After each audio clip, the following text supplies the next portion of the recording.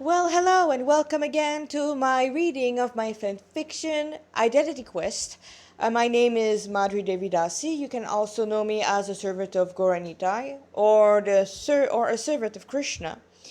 So this is my second take, actually more than that, of my reading of this particular fanfiction because I was not very happy with the um, first time I recorded, which is why I've deleted it from YouTube. So, without any further ado, also the reason why that's because there's some words I use that I actually didn't like. Um, so I'm sorry for the inconvenience. I will try to give you a better product. Please forgive me if I go off tangent. Um, I do like to give classes sometime. Hopefully, I won't go over time. So here we go again. Yeah, so 1 star is based on historical fact, 2 star is based on true stories, from my own and others, 3 stars is based on Vaishnav literatures and other revealed scriptures, and the hashtag is real world location. And when I mean real world location, I just don't put it on planet Earth. I mean if it's a real place somewhere in the universe, yes, it will have the hashtag. Hey, hey! Wake up! A familiar voice spoke to him. Wake up, I say! Utishta! Opening his eyes, Nanashi saw none other than the glowing Narada. The sage in orange beamed at the boy. There you are! Welcome back, O most fortunate child. Sitting up, Nanashi looked around himself. He was in not a forest per se, but close to it.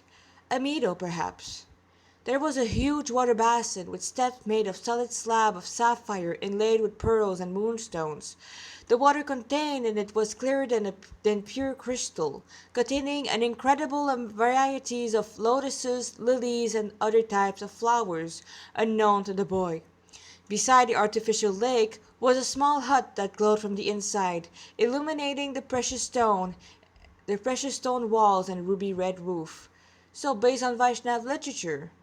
We're talking about, so this is the descriptions of the spiritual world, and this is an actual descriptions. So yeah, I guess I should have put a hashtag there because it is a real world location. The whole place he was in now glowed more than a flash grenade, and a special feeling permeated the air. But as hard as he tried, Nanashi was unable to catch what it was. Where am I? The boy in green asked Narada. In such a place filled with the sound of birds and the wind dancing in the leaves, his own voice felt like an intruder. This is my kunja, or my lake. This is where I live eternally in the abode of the Supreme Lord, Bhagavan Shri Krishna, and this is also where I wrote the Bhakti Sutra. As he explained, the sage helped Nanashi to his feet. It is situated in Goloka Vrindavan, the eternal land far away from this terrible world of dull matter, where time, death, disease, and ultimate destruction does not exist. Yes, short description of the spiritual world. The big difference between what is spiritual and what is material is that material means destruction. There's a beginning and there's an end. In the spiritual world, there's no beginning, there's no end, there's just the present, which is why it's so sweet. So, I'm in heaven? And as she half asked, still looking at his surrounding, there were flowers everywhere, birds sang in the trees, and a fragrant breeze greeted him with the smell of sandalwood and clove. It felt like home. The sage smiled. No, this is a higher realm than the planet where the angels resides. Even the abode of universe Brahma, my father, cannot be compared to it. Nanashi nodded as he took in the scenery. No matter where he looked, more beauty and secrets revealed themselves. Holy crap, even the ground is made of gemstone. Wait, is that the sky? Are those clouds? Narada chuckled at the cadet's childlike wonder, but his mirth soon faded. My child, do you remember what happened? What happened? Those words acted like a trigger, and the past event flooded Nanashi's consciousness. Wait! Oh no! Adramalesh! Madabu! Nikari! Oh no! Oh no, no, I have to come back. Narada, please. He grabbed the great Muni's garland. I have to go back. I have my sister. He fell to his knees. He could see his beautiful sister now rendered a bloody mess and with a horde of demons feasting on her corpse. Her deceased mother sadly gazing at the boy, clearly disappointed in him. How much time had passed? Minutes? Days? Weeks? There was no way she could have survived the hungry demons. She's safe, the sage revealed as he brought Nanashi to his feet and out of his horrible headspace. The Lord paused a time for us. Beside, at the state of your material body is, I doubt it would be of any use to you. Hearing those words, Nanashi instinctively touched where the unfortunately named hybrid had ripped his heart out. So about that, the first time I saw the picture of a Dramalesh, I thought it was a unicorn with a peacock feather. With peacock. A peacock unicorn hybrid. Little did I know that it was not just the Shin Megami Tensei design team having taken some, ever so well-known artistic license when it came to some deities like, come on, Mara. No, actually, this is really how a Dramalesh look like. Thing is, he has a satari, or a special type of helmet that happened to look like this. That's a Nengo that might be thought, oh, that's a unicorn, not a donkey. No, a Dramalesh is an ass peacock demon. Yeah, so a Dramalesh really is an ass. Okay, back to the drama. I died, he choked out. I was killed. Asahi, I'm sorry. His whole body shook. His knee gave out, but before he could fall, Narada steadied him again. Easy there, he spoke as he held the boy steady. She's fine. You do not have to worry about her state of being. Come, the Lord is anxious to meet you. This had the same effect as a bucket of freezing water. Ah, shit. Today really isn't my day, isn't it? Oh, but it is, Narada responded brightly. Come, let's go meet him. Taking the hand of Nanashi, Narada led him to the ridiculously expensive-looking hut beside the artificial lake. As they came close to an immense feeling of bliss filled the heart of the recently deceased cadet. Oh my god, this is terrible, and yes, this one phrase.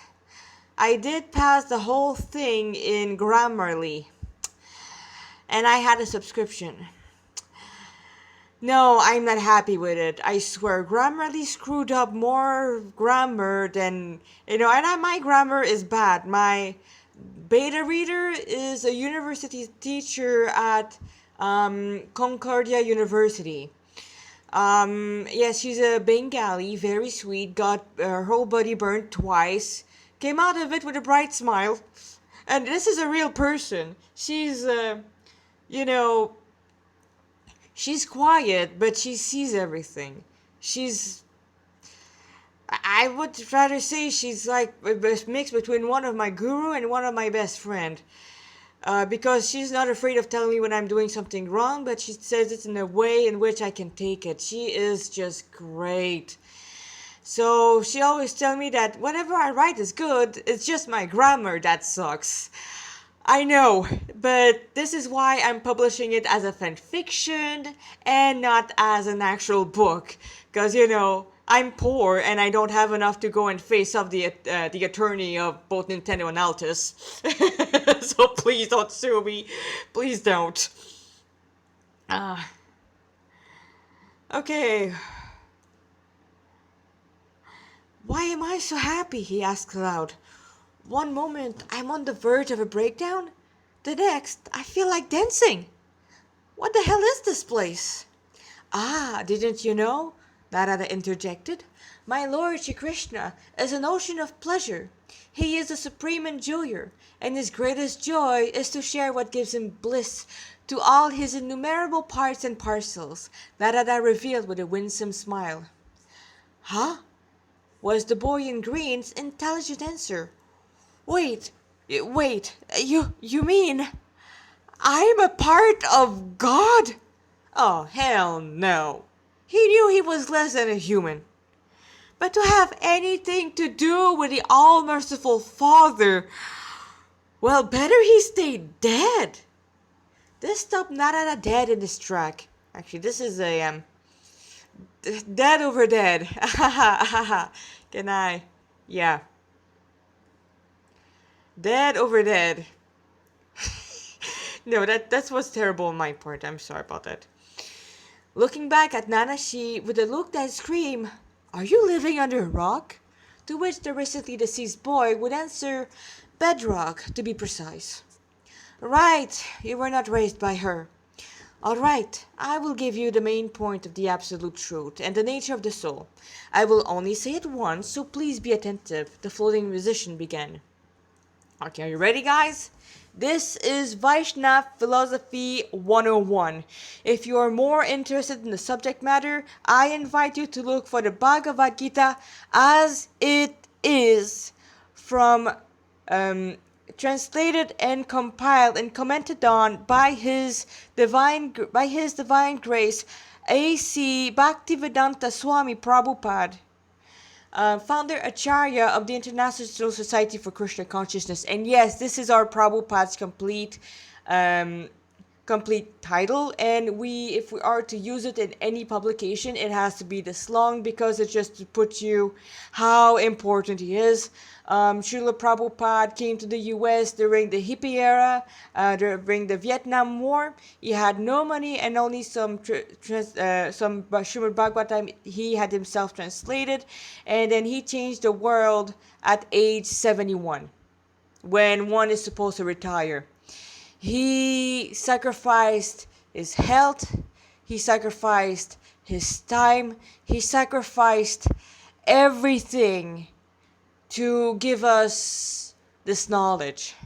I am ever so grateful and indebted to this great soul, because without him, I will tell you truly, I would either be in my parents' apartment, in my parents' home, still on welfare, with a job that I hate, in anxiety. I could also be a prostitute. I could have also been a prostitute. This was something I was actually thinking about. And no, I'm not going to make it glamorous, because, okay, this place where I live in Montreal, yes, I am in Montreal, is Hochelaga Maisonneuve, where the temple is. If you go down, it's St. Catherine. It's called the Red Light District. And I've seen them. I've seen real, honest-to-God prostitute. This could have been me. So, right now, I have a place to stay. I'm safe. I'm clean. From both drug and alcohol. And cigarette also. I am dressed. I have amazing friends. I have this amazing spiritual family that without Srila Prabhupada, I wouldn't have any of this. And I have the opportunity to write to all of you. Without Srila Prabhupada, I would probably be still trying to write Yuri, Toho Yuri. I would still be trying. I mean, for you it may not seem like a big deal, like, well, you can write whatever you want. Well, no. It's the life I have right now. I will not. You can give me the entire universe on the golden platter, if I were to give up this life and return to my old life, and then I would spit on the offering. Tucheva. Okay. So, this is also the reason why I wanted to redo the second chapter. It is out of respect for the scriptures and for Sri Krishna and Srila Prabhupada. So, after this, and yes, I'm keeping this one. I'm not ashamed to say it. I almost went down a very dark path. I will now give you what has saved my life. You are not this body cooling in a Kinchisho park, the sage Norman spoke, holding his right finger up. Nor are you the mind or the intelligence. You are the spirit soul, by nature blissful, eternal, and conscious. You are also pleasure seeking, knowledge hungry, and always looking for a way not to die. For death, birth, diseases, ignorance, and old age is not natural for the birthless soul. Do you follow so far? Yeah? Yeah, it made a lot of sense. It also sounded extremely familiar somehow. But where are you going with this? Right. As for being one with the Lord, you must first know that He is also bliss, eternity, and knowledge. But unlike the finite is not good enough. The minuscule living entities, He is unlimited. He is a source and shelter of every possible thing. He is also in the heart of all living entities, all the atoms, and He is the soul of all the universe, which is also Him. So, is everything then? All glories to sound effect. Nanashi interjected, letting the alien name glitch on his tongue with deep malice. All around, all sound stopped, and he felt the entirety of Vrindavan cringe. After a pause that lasted too long, Narada cleared his throat. No, this demon is not our sweet Lord Sri Krishna, and never will be, Narada emphasized in such a way that left no place for thought, for, for argument, and made Nanashi feel like a complete idiot. Right, you said something like that yesterday, didn't you? Yes, what a bright boy, young boy you are. Narada beamed brightly as the sound came back and the oppressive atmosphere cleared up. But while Bhagavan Shri Krishna is everything, the source of everything, and also the ever-conscious controller of everything, He has nothing to do, not even with this material world. For you see, He expanded Himself in numerous Vishnu forms. Those Vishnus, who are not different than Him and yet not, are the maintainer of the material world by empowering demigods to administer the affairs of this world. It is called inconceivable oneness and difference, or achintya beda abeda tattva. I don't know if I've explained it right, but basically, we're all part of God, just like a drop of an ocean water has the same chemical as ocean water. But the difference we have with ocean water is that even if we try to merge with the Lord, we can't merge completely because we are eternally individual, eternally separated.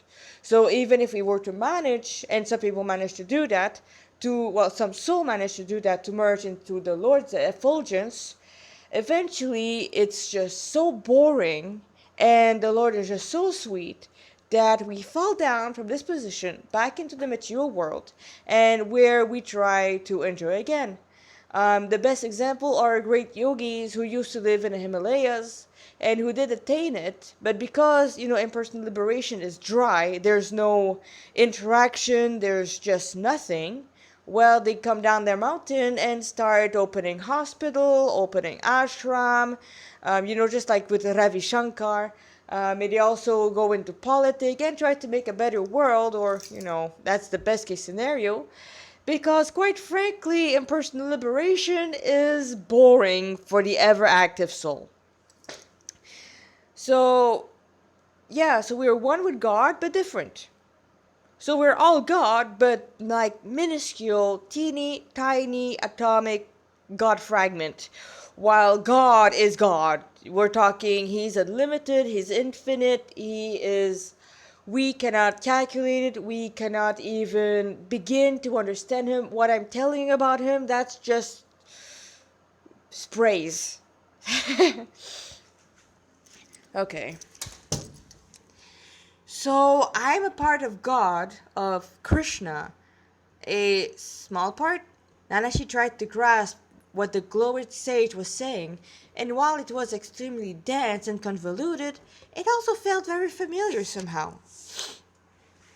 A microscopic part, but a part, oh God, he cares about nonetheless. As I have told you before, the Lord is the supreme enjoyer, and his greatest enjoyment is to share loving relationship with others.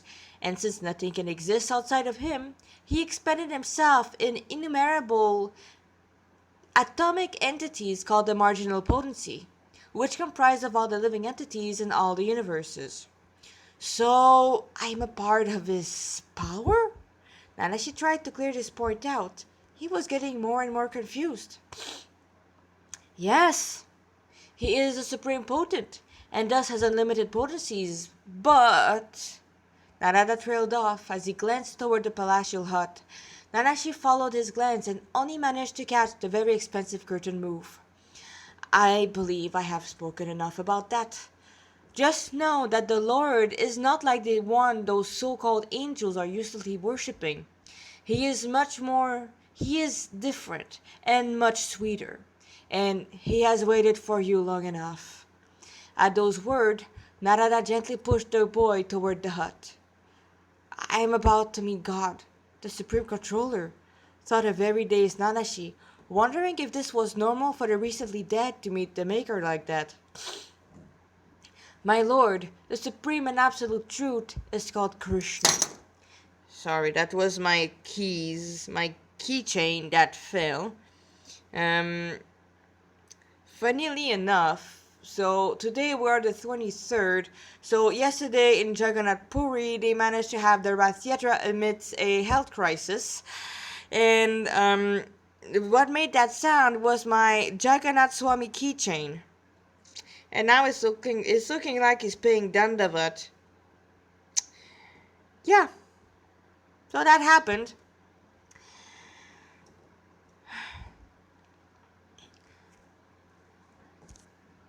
My lord, the supreme and absolute truth is called Krishna. He has all the six opulences in full. He has supreme wealth. All you see here and in the material world are for his pleasure only. He is the source of all power, all strength, and all intelligence, renunciation, and all that is beautiful is but an infinite spark of his own limitless beauty. He is your Lord. He is our Lord, our Master, our Father, our Mother, our best friend, our supreme well-wisher, and our lovers. And our lover. Narada spoke with gravity, and yet Nanashi could hear the quiver in his voice, what could only be very sincere love. Are all God worshippers this weird?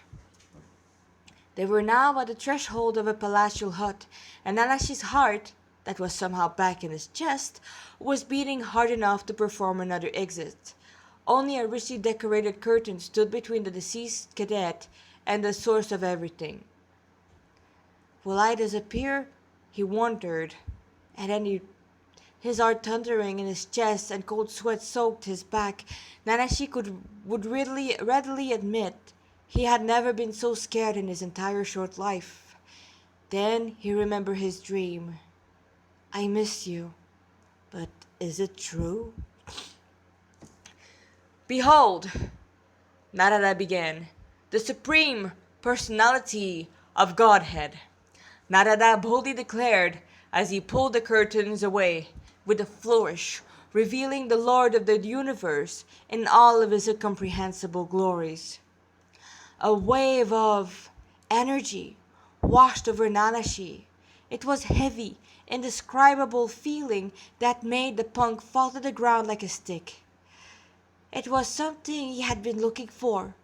This feeling that was right. It felt just right. It was familiar yet new, overwhelming but not threatening. The Lord, the universe were all in him, and yet he reverberated within Nanashi's heart.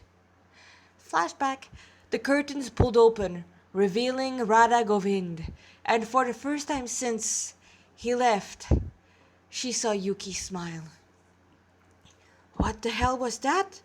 I don't remember Akira having this type of memory. Very good, very good. Sadhu, sadhu. Giving obeisances is the seventh path of bhakti. He heard Narada's jubilant and approving comment, breaking Nanashi out of the memory. And then he heard the Lord. Hey, hey, Saki, hey.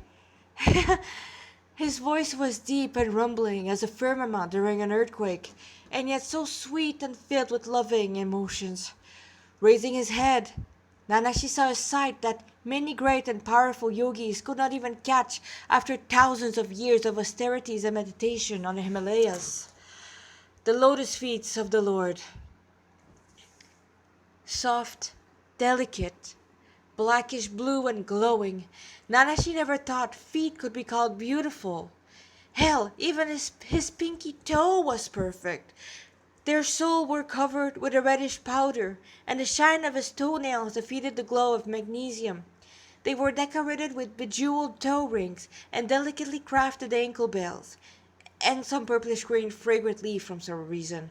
We'll call them tulasis, or sacred basil. So yes, sacred basil is called sacred for a reason. And as for someone who prepares things for the pujaris every morning, yes, I'm an assistant priestess and also a priestess, but that's just secondary. I say that yes, every morning we have our own tulsi plants. Actually, we have like a small grove in Montreal. This is so nice. I put on their plate sandalwood and tulsi leaf. And every day, every form of the Lord receive on their lotus feet tulsi leaves. Because he likes it, and this is where tulsi belongs. Slowly gazing up, he saw that the Lord wore the same type of pants Narada did. But there was no way Nanashi would call it a bedsheet. It was obviously pure golden silk, and the deceased cadet would bet his own afterlife that the golden thread used in the red trimming was 24K. About that, Nanashi was wrong. So he has no more afterlife. Those are actually pure transcendental gold, so it's more than 24K. Around his round hips that would put to shame those models in Madhabu's trashy mags. Yes, Krishna has hips. I mean, Krishna is a source of everything beautiful. And there's nothing more ugly than someone who looked like a stick. So no, Krishna doesn't look like an asparagus. Krishna is filled with curve. We call him Chibanga because he's curved in three places. Krishna's fun. Krishna is musical. He's bent in three places. He's dancing. He's the dancer. He's dressed like a dramatic actor. Yeah, that's God. God is... Okay, imagine the most beautiful person on the planet, male or female. Really? You're attracted to that? Do yourself a favor and look for Krishna.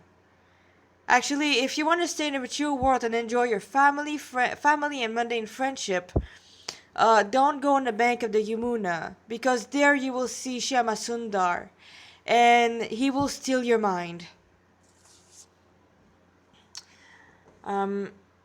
His waist was thin, and yet his stomach was soft, with a deep navel, 3 lines and a very fine patch of jet black hair that disappeared under the opulent garter. Belt. It's a belt. It's actually very heavily decorated.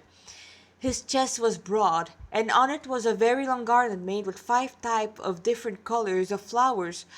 A white line of hair, contrasting wonderfully with his deep dark complexion, sat on top of his heart. His arms were long, almost reaching his perfect knees, and his reddish hands, his palms, Krishna's hand is the same color of his body. It's just that his palms are reddish, were folded in front of him. Golden bracelet. I'm sorry?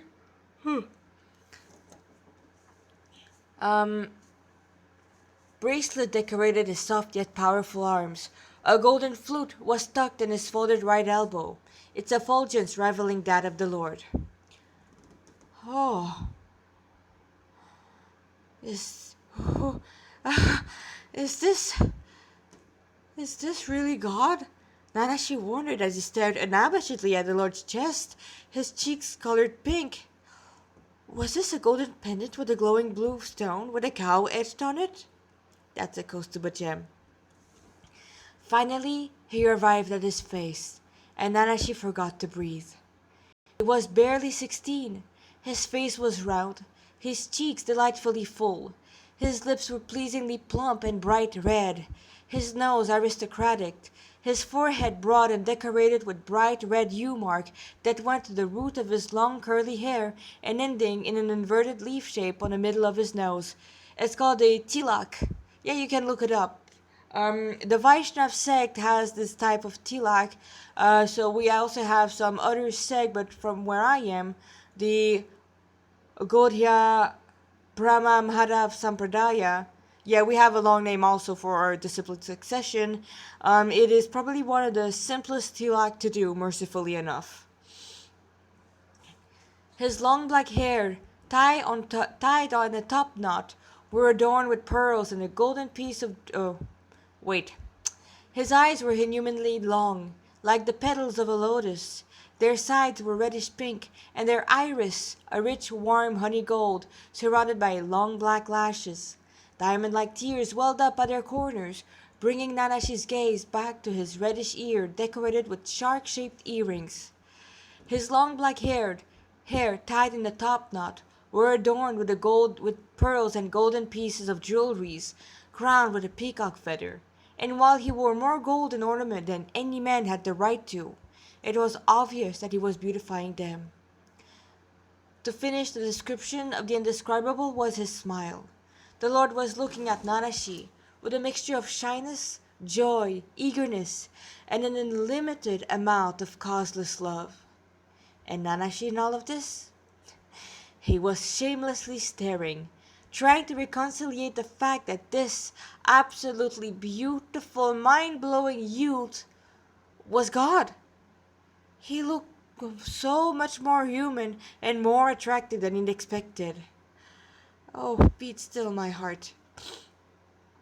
Smiling brightly, the Lord all but glided toward the still kneeling boy, and with gentle hands brought Nanashi to his feet and his soft and warm embrace. Yes, the reason why Krishna has such long arms, that's because he liked to hug people. And he has so many people to embrace that he made them unlimitedly long and powerful. Yeah, this is one bear hug you don't want to break out of. Oh, my dearest friend, Krishna began. But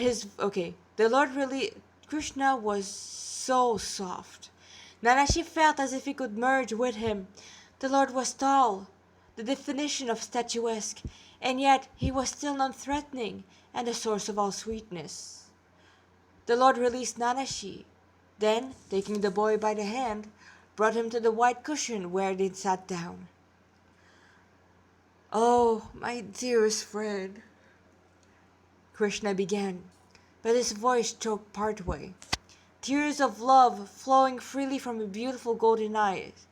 Tears of love flowed freely from his beautiful golden eyes. It was obvious the Lord Dilly wanted to hug his dearest friend again. Instead, he simply kept Nanashi's hand in his. Nanashi could only stare. If he was to trust Narada, this Krishna was God, the supreme and absolute truth, the source of everything. God was a 16-year-old boy who probably wouldn't survive more than 5 minutes in underground Tokyo. He looked so delicate, like a dancer, and yet there was this unlimited power lurking right under his silky soft skin. He was a huge softy, and if one could ignore his deep, almost black skin, he looked completely human. A beautiful one at that. Are you really God? Nanashi blurted out. Krishna's gaze was just... It made the boy experience flocks of butterflies in his stomach, and he was not sure if he liked it. Well, he did, But he was not supposed to. The Lord raised a brow and with a chuckle spoke. I am. Didn't Narada explain to you who I am? Who I am? Yeah, but you just look human, young, blue, and all attractive. Oh, sorry guys, I'm pretty tired today. Nanashi thought as he tried to look somewhere else or at least stop the tear pouring from his eyes to no avail. Krishna just smiled. I look the way I do because it's my original form. I made the human form at my own I made the human form at my own image, you know. Right, you had heard some preaching angels spouting some nonsense like that. Guess they were right. Of course, to compare the most beautiful human on the planet to Krishna would be an insult to Krishna's unlimited beauty. Not even the sexy demons, the alluring angels, or other mesmerizing deities could approach the mind-blowing beauty of the Lord. And I'm eternally 16. Why would I be an old man at the end of my life? Krishna scoffed. I'd rather have this age of 16 and enjoy eternal youth with all my associates than always feeling as if I'm dying. Yeah, that made sense. Nanashi had seen some old people dying, not something he was looking forward to himself. And I like this shade of blue, he said as he spread his arm. Nanashi realized as he stared at holy crap, his arms are so long. Nanashi realized as he stared at the Lord's arm. They look powerful too. The young punk definitely wouldn't mind being hugged, embraced, and tenderly held in those arms. Not that it would happen though. Krishna then took Nanashi's hands again, and the boy marveled at how, once again, they were so soft, and covered in a reddish and fragrant powder, rings, and delicate designs. Now, my dearest friend, Krishna began as he massaged the scarred and rough hand of Nanashi. I have a proposition for you. Excuse me, I'm a bit thirsty right now. Yeah, my water bag is almost empty also. So, yeah, I think that went a bit better. Oh, crap. I was supposed to do that.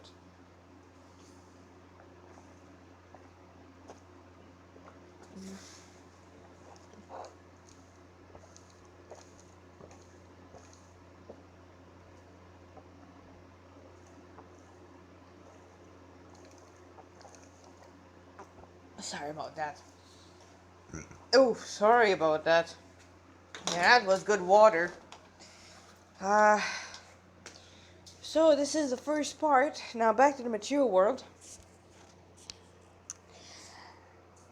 Sorry if I keep... I don't really have such a good setup. I'm literally just recording on the tablet. Okay, so 3, 2, 1. Tadashi! Asahi screamed as she saw her brother collapse on the bloody ground. Adramalesh stood over him as he held his heart, showing it to all the assembled demon as he laughed.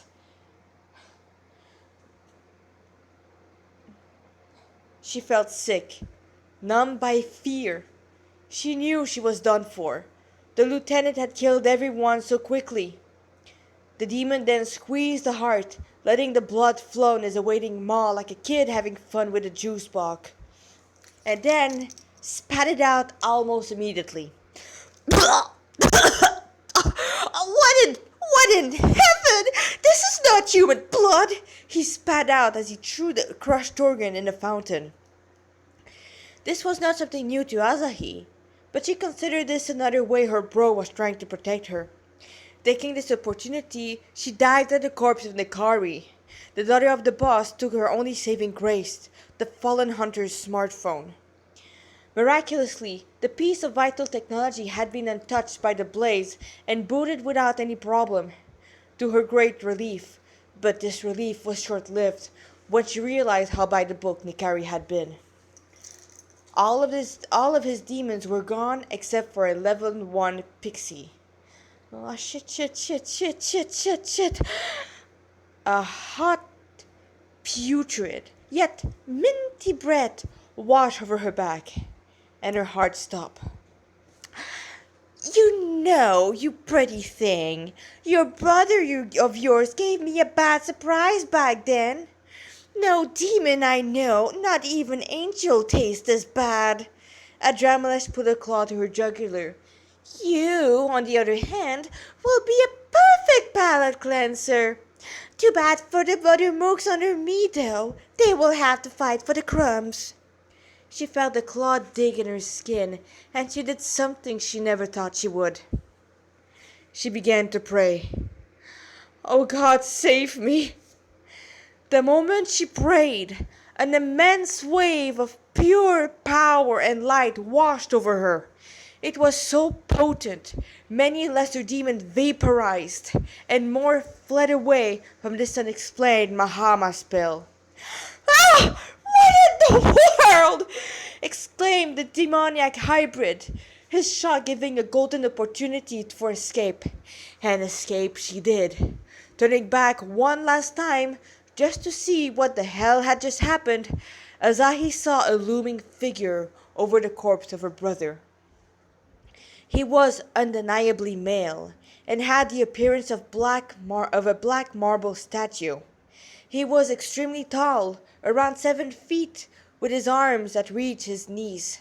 He wore a golden sapphire blue shirt that also reached his knees.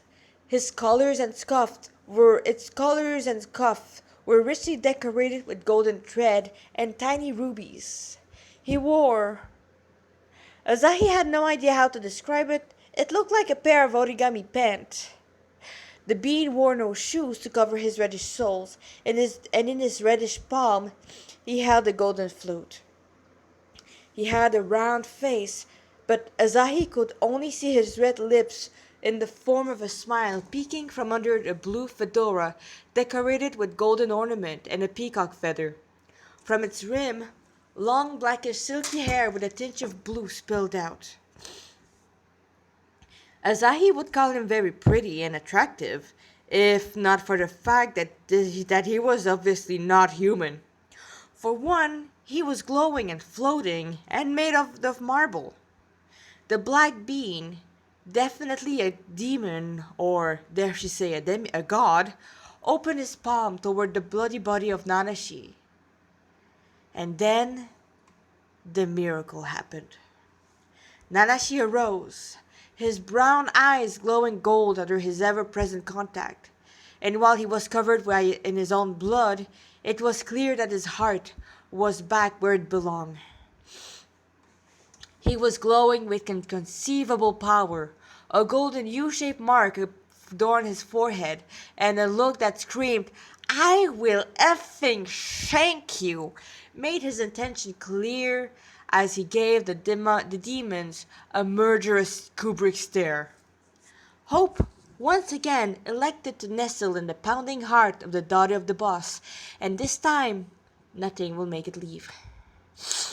Sorry. A bit congested right now. Okay, step 1 in saving Azahi plan, coming back to life, is done. And now on to step 2. Eliminate the threat is underway. Nanashi thought as he clenched his fist. That goddamn peacock was a bit too close to his sister, and some blood trickled from her neck. All around the boy and the lord, demons of all shapes and size stared in awe. This would be a great tactical advantage if he had a weapon with him. Damn it, I'm back in action, but I'm completely useless without a sword. Suddenly, time paused, and he felt Krishna tap his shoulder.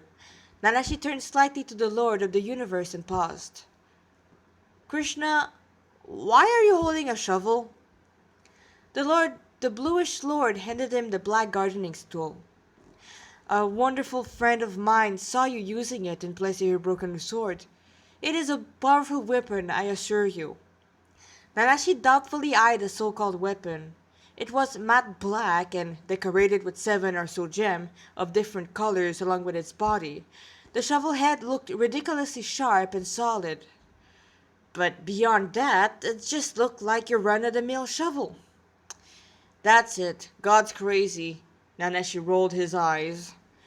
Typical. Hey! Krishna! That's Nanashi speaking now. Hey! Krishna, okay, I forgot the name. Sorry, I'm a bit tired right now. Krishna, I'm fighting a horde of demons by myself, and the only thing you gave me is a freaking shovel. My dear friend, it is a spiritual shovel filled with Shakti. It is the only weapon you will ever need. And no, no demon, demigods, and other creatures will be able to equate me, so forget about the summoning app. Now, please, take this holy spade and fight. Without any choice, Nanashi took the presented shovel, grumbling about how stupid he would look fighting demons with a freaking gardening tool. Thank God. He snarked as he snarked, and then had to pause for a bit. The shovel was unnaturally warm to the touch, and those jewels on the hilt. Krishna, are those? This shovel has elemental attribute, he realized with some glee. This definitely was not a run-of-the-mill piece of gardening tool. Not that a shovel wasn't a wonderful weapon in the right hands. Nanashi just didn't. He never thought he would use one given by God of all persons. He turned his attention back to the Lord of the Universe, who held the eternal disk of time like one holds a pocket watch, and with actual gratitude thanked him. Thank you, Krishna. You're welcome, my dear friend. Krishna inclined his head, a beautiful smile playing on his luscious lips. Kripa, I will restart time. Get ready. Nanashi nodded as he grasped the shovel. The boy was slightly surprised, but then Krishna was God and thus could easily do whatever he wished, which included manipulating time, his greatest weapon. Yes, Nanashi and he had quite a conversation as the Lord dressed up for the occasion. As Krishna has said, time started again as if nothing had happened, and Nanashi sort of regretted not taking this chance to take a picture of a Dramalesh epic jaw drop. Wait, what? I thought I left your corpse like I ripped out your heart! How in the name of Lucifer are you still alive? Nanashi smirked. I got better. A Dramalesh closed his maw, looking extremely annoyed. Well, no matter. I will just have to kill you again. He roared as he lunged at the freshly resurrected boy, who dodged the attack, retaliating with a well-placed strike. But not to be made a fool by a mere child, the demoniac beast parried with a swipe of his own. Both the demoniac lieutenant and the cadet glared at one another. It was clear one would not walk out to the Kinshisho Park alive. What's taking them so long? The master of Kinshisho wondered as he worriedly looked at his phone. Nikari told me he would send me updates every 10 minutes, and I had no update for 15 minutes now. Putting it back in his breast pocket, he closed his eyes and prayed to the Axiom to please protect his kids. It was all he had left. Suddenly, he felt his phone vibrate. Needless to say, it was a miracle he still had a breast pocket after the way he took it. It's Nikari, and it was not an SMS, so it must have been something serious enough. Take over, I've got a call. He spoke to his very jittery aide and recruit. All but running to the quarterback room, the boss answered, expecting Nikki's professional tone as he dismisses his worry. Yes, Nikari, what took you so long? Silence met him at the other side of the receiver. Nikari? He's dead. It was Nanashi. He didn't sound all that great either. Heavily sitting down on a conveniently placed crate, the boss locked his raging emotions between the walls of professionalism. He would not show weakness when his kids needed him. Nanashi, deep breath. Where is Manabu? Dead. Shit. Nanashi, where are you? Is Asahi safe? What happened? He really did not want to hear it, but at the same time he had to know. He had to report it to the guild. Oh, Axiom, Asahi, please be safe. We're in Kinshisho Park by the fountain. We got ambushed. The boss felt as if someone had poured a bucket of liquid nitrogen all over his body. Asahi's safe. Complete status. Right jugular is bleeding, but nothing life-threatening. And he could breathe again. How about you? There was a pause. Alive. Nanashi, what is your status? Answer me right now. I'm alive. His voice sounded as if he was trying to convince himself of that fact. Nanashi? Nanashi, can you return to base? Can I speak to Asahi? Pause. Well, Asahi's fine. Yeah, well, I would rather not stay here longer than necessary. Listen, we'll be there soon, just don't panic. I'm bloody and with a friend. On a scale from 1 to 10, 11. We'll sneak in. I'll be in my room in 20 minutes. And who is the friendly? The boss asked as the dread burned in his gut. It could be anyone. He heard Nanashi speak to someone. Hari. His name is Hari. Look, more demons are sniffing around. I'll see you soon. And with that, Nanashi closed the phone.